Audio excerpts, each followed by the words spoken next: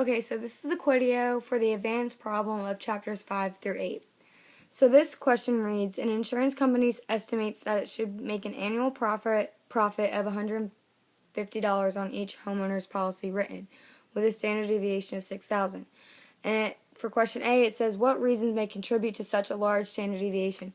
And I said there could have been outliers for this problem, which then would have caused a larger standard deviation. And then for question B, it states if it writes only two of these policies, what are the mean and standard deviation of the annual profit? And so I added 150 times 150 because it stated in the problem that they make about $150 on each homeowner's policy. And this question is asking if they only write two of these policies, how much money would they make? So the mean average would be 300 because they're only doing two policies. So you just add 150 plus 150 and you get 300.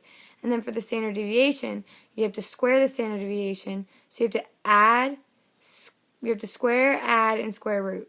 So you square the standard deviations, but since there's two, you have to do two of them. So then you add them, and then you square root it.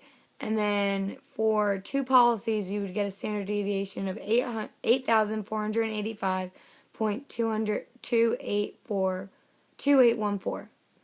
And then for question C, it states if it writes 10,000 of these policies, what are the mean and standard deviation of the annual profit?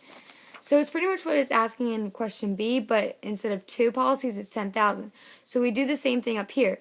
We times 150 by 10,000, which then you get 1,500,000 for the mean. And then for the standard deviation, you times it by 6,000. So you square root the standard deviation again, and then you times it by 10,000, which you would then get, so then you get this large number, and then you square root it, which then equals to 600,000. So if it writes 10,000 of these if an insurance company writes 10,000 of these policies, the mean would be 1,500,000, and the standard deviation would be 600,000. And then question D asks, is the company likely to be profitable? Explain. And I said yes, because the z-score of a zero profit is, and then I did the z-score and then got negative 2.5. And so that means that the zero profit is 2.5 standard deviations below the mean.